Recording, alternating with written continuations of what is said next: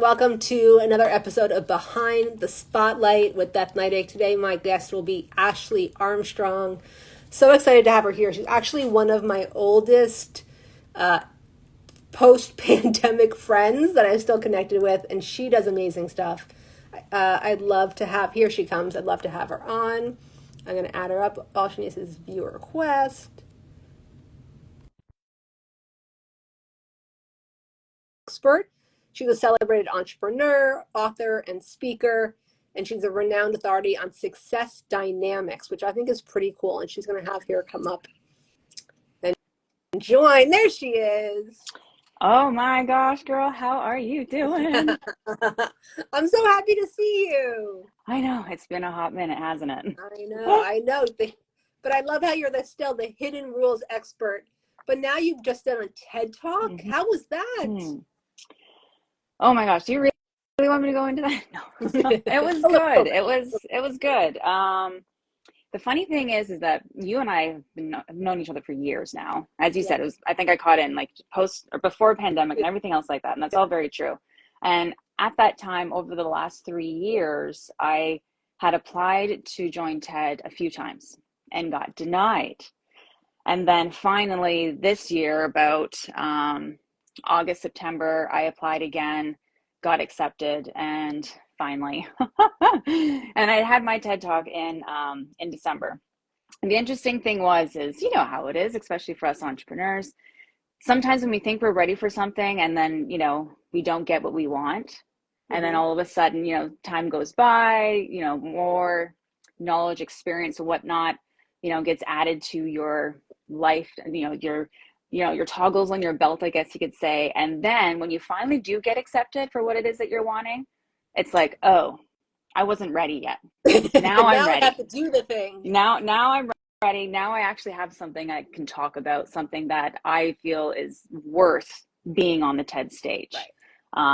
And so, yeah, it was absolutely amazing. I had a few glitches when I was doing it. Technically, like the monitor went down. I was like the second person to go out. My monitor went down, which of course we like memorize our speech and whatnot, but you still, it's 15 minutes. So, and she's actually a little bit longer than it's supposed to be in my case. But that went down, and they had the wrong speech as well, which is all like they had an old version of it. So it was just kind of crazy. I'm like, oh my God. And there was like 12 of us. So I went to my director and I'm just like, I would love to do this again, blah, blah, blah, all these issues. So I ended up staying there from 5 o'clock at night, and I went back on stage when we were completely done at 10:30, 11 o'clock at night to redo my speech, which I know is not something that you normally do, and you don't normally do it, but I was pushing very, very, very, very hard. Great. I'm so glad you did. Yeah, and it just went live a couple weeks ago. I'm really proud of it. Of course, I'm like my worst enemy. I'm like, oh my God, you got all these side shots and you're seeing my nose and all these things that I don't like or whatever. But if you ignore all the stupid things that we pick apart about ourselves, I'm very, very proud and honored that I had the chance to bring that message to light. And it really is the very first stone in this pathway that I'm building, this new passion project, which is all about, your success monster and helping high achievers deal with the aftermath of success. So not only are they building out their goals appropriately, but they're also able to handle what is going to happen after you accomplish those goals, because no one talks about it. It's like this quiet, silent struggle that all of us high achievers, entrepreneurs, athletes, whatever, anyone who's taking action in their lives, what we experience, psychologically, what happens in our brain, like no one talks about this message. So it was a lot of fun, and I'm very proud of it. So yeah, well, the book's coming out soon. So it's all based on the TED Talk. So yeah. Well, I watched, and I did not notice your nose or anything else. I just was watching my beautiful friend who's accomplished a lot in her life, accomplish more. I know my people don't know, but you were a professional skier, right? Like you've done lots of things. You work with Dan Hollings, and that the plan, that $70 million training program that you were a part of. Yeah. And now you have this monster book. So tell us a little bit more about the I think you called it The Hidden Struggles, Visible Successes. Yeah, the book that's coming out right now, my publisher has it, so we will see how long it takes to kind of come to light. But it's the Success Monster: Conquering the Unseen Challenges of High Achievers, or High Achievement, excuse me. Again, it's really based off of the TED Talk. That was really, again, the first stone in this pathway. And it just kind of dives into that just a little bit more. And then it links off to my archetype quiz for people to figure out what type of success monster they are. So it's really important to know who you are, how you're dealing with things, how you kind of just naturally do things in the world of high achievement.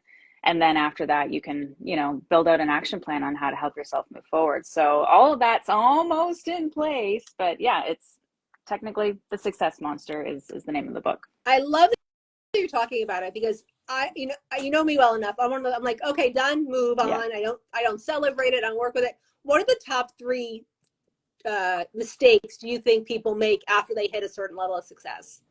Oh gosh, top 3. That's a very loaded question. Just 3. Doesn't need to be top. Yeah, well, everyone's scenario is different, so it's definitely hard to pinpoint what the top ones could be. But I'd say you nailed it. Number 1, we don't take time to, give ourselves a pat on the back, which is really interesting. Like if someone happens to have kids, I have kids, you have kids. We do a very good job of celebrating everyone else around us. You did this, you had the school play, whatever that might be. And we're like, celebrate, celebrate, celebrate.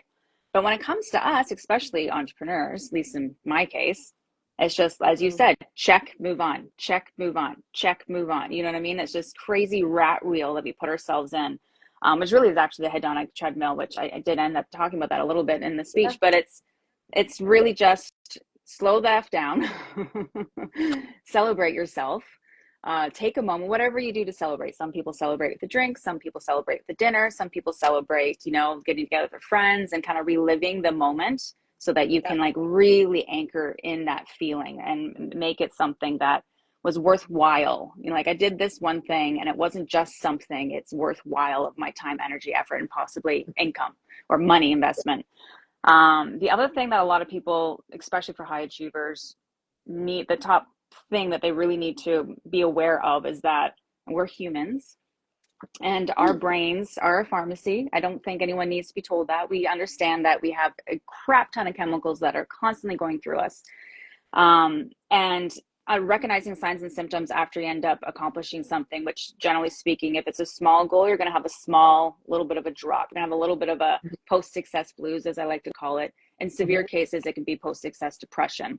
And severe cases, people end up taking their lives, which is the main reason why I really wanted to bring this message to the masses, to the general public, because I can't handle seeing amazing people go down the road where they can't come back again because they were not aware of the signs and symptoms of what happens with their brains. It just floods with so many chemicals.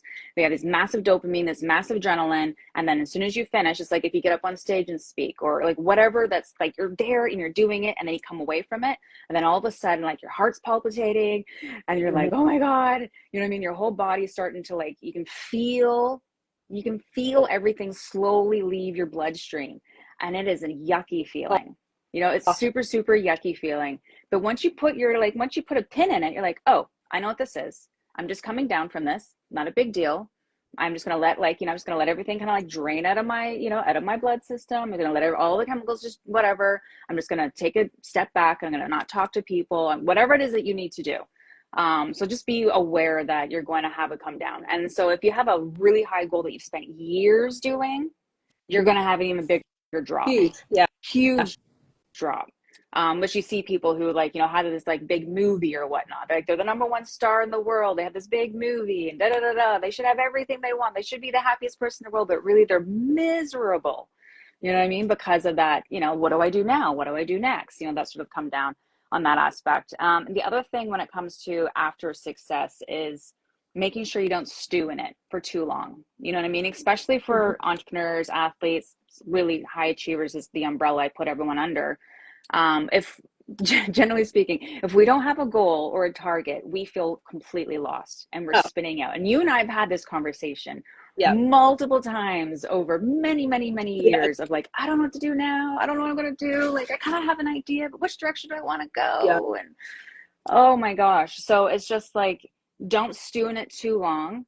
And definitely make sure that you are balancing your intrinsic and extrinsic validation and motivation, because a lot of times we're doing things just for accolades and just for like, ooh, I look amazing, I got another trophy or whatever. But really, is there like an actual reason or purpose behind it? Focus on that, find your next goal, and then start again. Because every time you hit the peak of whatever it is you're going for, you're at the bottom of the next peak, baby. Bottom of the next peak, bottom of the next, it's just step, step, step, step, step. So if you can just kind of like be aware of those things, it's happening to everyone. You're not special if you experience this. Every single person experiences for, high achievers, as I like to call them. It's just normal part of being a human. And again, signs and symptoms help you really tackle, move forward, and feel like you're in control. Because again, high achievers. Yes. A goal makes us feel like we're in control. A target makes us feel like we're in control. So that's about it, I would say.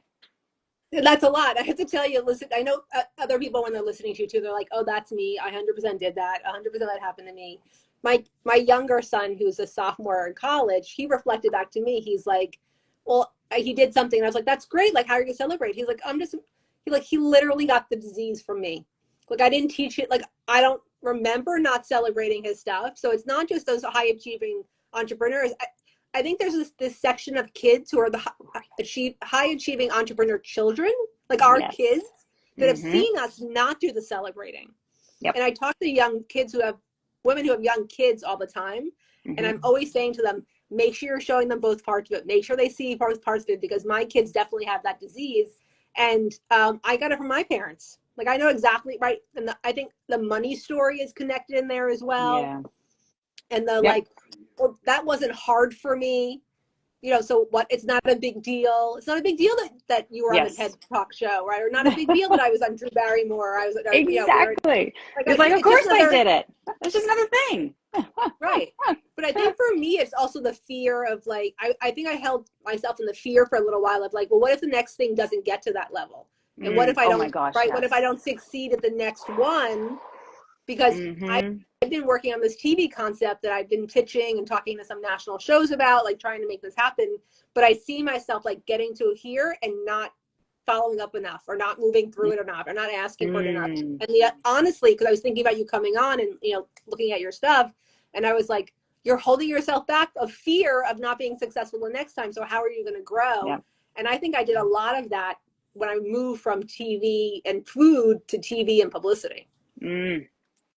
Yes. Ding, ding, ding, ding, ding. Oh my gosh, girl, you're speaking my language. And I love it.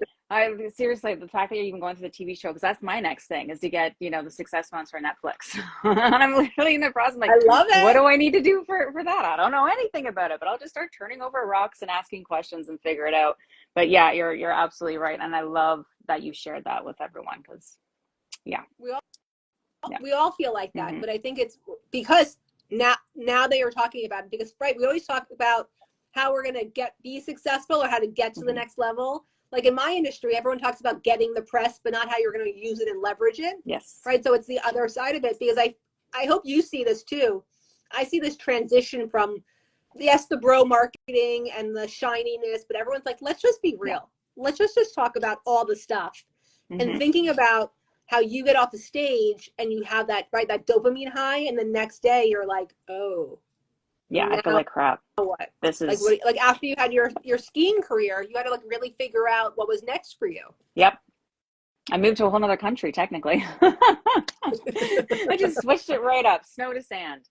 But yeah, you're absolutely right. And that's literally the message that I'm trying to bring to the market at the end of the day. Just be prepared as to what's going to happen. Like, as you said, we are in a hustle environment. Everyone is like, this is how you goal set. This is, you want to be more successful, but okay, that's all fine and dandy. And everyone has their own version of what success is going to look like.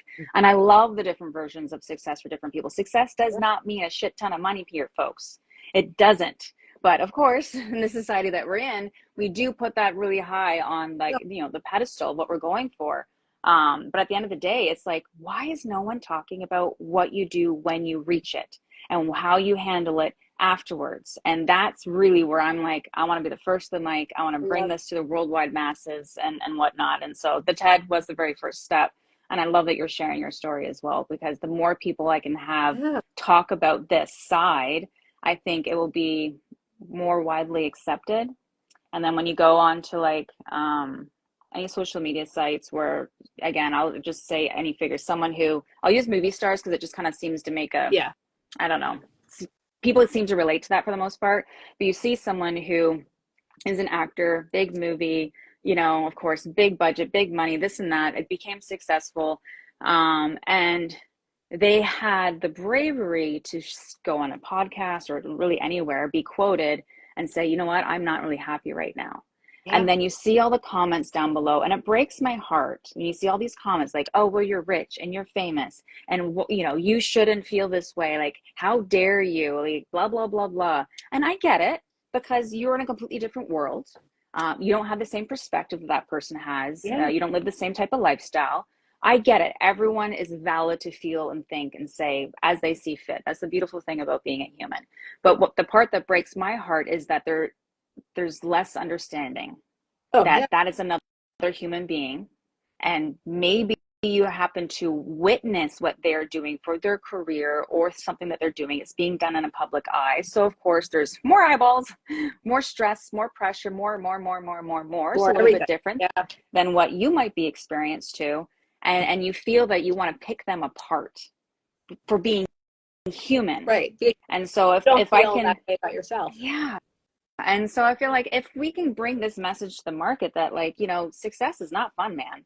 Like, everyone thinks that, like, this is the goal. I want to make this. I want to do this. Da, da, da, da. It's like, dude, that's not the end result. That's not the goal. There's so much more afterward. And there's so much more learning and growing and 6 inch between the ear bull crap that you're going to deal with when you get there. And I think if people understood that just because you're quote unquote successful and whatever that is, that you can't be human. Like, come on, give me a break, buddy. Oh, like, no, of course they're going to be human. Of course they're going to feel this way. Of course they're going to have fights with their spouses or divorces or breakups or all the stuff. You know, can't get another job because they've been typecasted. You know what I mean? Like, like, they're human. Right. So it makes me think of like Selena Gomez and Charlie Booth. The singer. He's young. I can't remember his name, but like they went off social because they couldn't take it. Yeah. And you know what? Selena came back with a new album. She came back with a TV show. She came back bigger and better than the things that she was doing. For me, so I know I didn't tell you this because I only told 3 people this, but I'm actually doing a stand-up comedy show tonight. Okay. Yes. I signed up like 6 weeks ago. I was like, you know, my business has been doing really well, and it's been uncomfortable, and it's just not been sitting well. And I was like, I wrote an email to my list, and this is in my email. I wrote, I was either going to blow up my life or do something challenging. So I picked the challenge instead, because that's how I was feeling. I was feeling like something needs to change. Maybe it's my marriage. Maybe it's where I live. Like, I was thinking all these big picture things, and I just said it came across my feed. Okay. Hey, local woman putting out comedy, you know, doing comedy show and 5 classes and a present in a performance. My parents both called me today because they were like, you didn't tell us this. And I was like, didn't I tell you? I think I told you. And didn't I? Mm-hmm. My dad called. He was like, where is it? I'll be there. I'm like, no, you can't come. Like, I just told my husband and one friend, but it was really, for me, it was like, I need to be uncomfortable because I'm not growing. Yep. And I'm holding myself back from growing because it's scary of me doing, right? I have the book. I've been on the TV shows. Mm-hmm. I'm growing my business. But I want to do this TV show, like have my own Netflix show, right? And I'm feeling uncomfortable doing it. But you know what? Since I've been doing this show and standing up with a mic, because you know I love a microphone. Yes. But since I'm doing more things, I'm feeling different. I'm feeling stronger, and I'm feeling more like taking risks. And that's when it showed me. And I feel like maybe that's a little bit of what, you know, like we're on that hamster wheel of success, but getting like, that was a strategy that I just came up with. I can't wait to read the book. I can't wait, because you give me such great advice over the years. I know that this book is going to be really helping a lot of people. I'll put into the caption where they can find it. But it's that, right? It's that being comfortable with being uncomfortable, and that's been hard for me. And you know, and I said this morning I did a video, and I was like, I have a confession. I haven't been telling you something, because I usually tell a lot of things, but this was just something, because it's not a speech. Right. No. I can go do hopefully one day I'll do a TED talk. Right. I can just get up and speak. But this was like a different art form that I wasn't sure that I could do. But at the last minute, I was like, okay, I'm just going to tell everybody. And the support I've gotten back has just been overwhelming. Oh, Break a gosh, I leg, love it. like, you're going to be great. I couldn't do that, but you can do that. You're going to be great. You Yeah. know, to be honest, I'm like, I wish I got this kind of response when I was putting business stuff out there, but that's okay. That works too. Right? That's the truth. That's the truth. Oh But my God. I'm not gonna, I'm like, I don't know if I'll post the video, but maybe I'll post the video without sound. And next time I'll let people come. But I had to do so. Honestly, I had to do something different. Otherwise, I was going to blow up something in my life. And I just knew that wasn't the way to go. And I was feeling down, and I was feeling like, what's next? And I can't find anything. Yep. So your book for me is coming at the perfect time. And I'm excited about it. Well, I'm super excited about this, and I hope you have a videographer on hand who's going to get all, and photographer, all behind the scenes pictures, all behind the scenes footage, because you want to capture the B-roll, baby. Yes. You need the B-roll. You never know when you're going to use it, but you definitely, that's fabulous. I actually, one of the TV producers, because all of us were experts on a bunch of different TV shows for years, and the one that I was on, the producer was just like, you should go do some improv. Go do some improv. Oh. Same sort of thing, like your comedy. Improv is not the same thing, but similar or whatever. And every time I've gone down to try to take some class, because I actually have one pretty close to my house, they weren't taking anyone. And anyways, you had literally just inspired me to go back to turn over that stone again and look into that. Because you're absolutely right. Like, as soon as you know what I mean? That's the funny thing, again, about high achievers. And when I say high achiever, what I really mean is anyone who does anything out of the norm.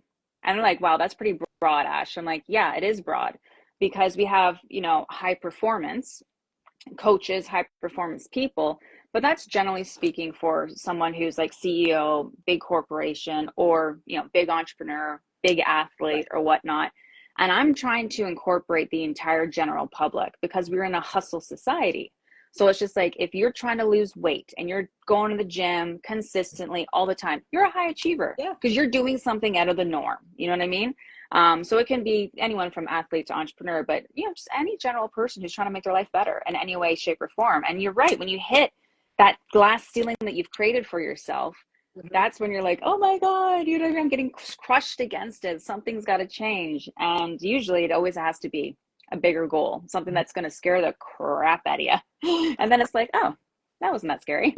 I was sweating. Like, literally, I did that video this morning and I was sweating, and I just started sweating again and about it, because you're right. It's that it's just about being in action, because I think everyone thinks, I said this to more, I did actually a class today for a friend of mine for her community. And I was like, everyone on the internet looks like they're doing a great job, but they're not. Yeah, totally. Most people are talking about it, and most people are not actually being in action. So I like that determination. Like, you're a high achiever if you're actually doing something.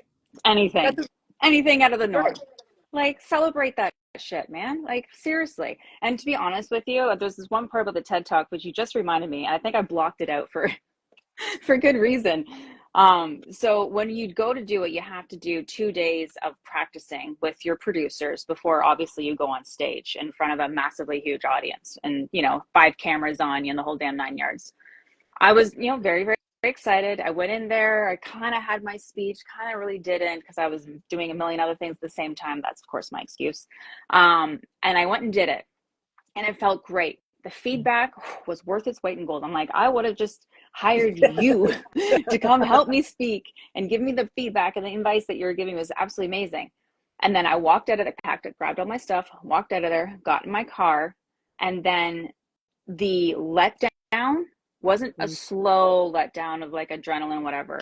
I mean, it continued to spike.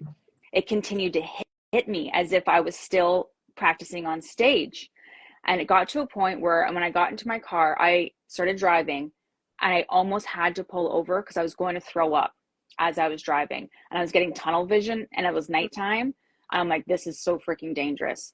It was horrible. I mean, like, the sickness, like just the overwhelming of the chemical rush that was going through my body as I'm driving home, trying to focus on freaking traffic. And then by the time I got to the house, I went running upstairs, basically dry heaved in the toilet for about 5-10 minutes, and then went straight to bed, and my body was kind of slightly convulsing. I was just like, like kind of doing the jittery thingies or whatever, like that whole come down. I'm just like, wow, I have not experienced that in a long time. And it really brought me into like, wow, Ash, you knew you could do Yeah. it, but you really pushed yourself past a limit. And this is how your body's responding to pushing yourself past your limit. And it was scary for a few seconds. I'm like, oh crap. Is this going to happen again? And then the next day when I went in, did my practice and I walked out, I'm like, okay, signs, symptoms, signs, symptoms. What am I feeling? What am I feeling? What am I feeling? What am I feeling? I recognize that. I recognize that. I recognize that. Oh, I can get through that. I can get through that. I can get through that. You know what I mean? I just kind of started going through that little, sort of mantra. And my MNSTR is an actual acronym mantra. So I was just going through like the MNSTR, and I was able to drive home. Didn't have a letdown of like, the rush wasn't as big of a drop. And it was great. So I'm literally living, experiencing, breathing everything that I'm talking about, literally in the moment. Well, thank you so much for sharing that story. That's amazing. And my PR brain is like, okay, now you need to write the article about that, and all your podcast interviews are about that, and your TV interviews are about that. Like, that's such a palpable and resonating conversation. Like, everyone's had that, right? You walk out of the interview and you want to throw up. Yes. Honestly, before I go on stage tonight, I'm gonna want to throw up. So yeah, when I used to ski race, I would actually throw up. That's crazy. And because you've done those hard things, right? You're on the top of the mountain. You raced. You've been on these like high adrenaline things before, but your body didn't recognize it. But I want to give you props for the next day, going like, okay, I'm going to check in so that doesn't happen again, and really take care of myself. Well, it's going to happen again. That's the thing. But being comfortable, like you say, getting comfortable with being uncomfortable. You know what I mean? And just recognizing it. So it's son says that all the time to me. My son's an Olympic weightlifter. Yes. Which is a weightlifting style. He's not in the Olympics. He's actually in Ohio today. Tomorrow he's competing. And he's always saying to me, like, he says to his clients that he trains athletes. He's like, uncomfortable is the way to be comfortable. Like, that's his mantra. That's what he says all the time, which I just connected to what you were saying. I'll tell him. He'll love your book. Yeah. As everybody else is going to love your book. I cannot wait to get my hot little hands on a copy of it so I can share your message, because I think it's so important. Like you said, nobody is talking about it. It's time to talk about it. And why not Ashley? Like, why not Ashley be talking about it? Not me. Ashley, adore you. Thank you so much for coming on. Thank you for being a guest on Behind the Spotlight. All of Ashley's information and the URL to go to the quiz and her book and everything will be there, so you too can follow Ashley and learn how to not have your own monster get in the way of your success. Absolutely. Thank you, Ashley. Absolutely. Thank you, darling. Bye, honey. Bye, everybody.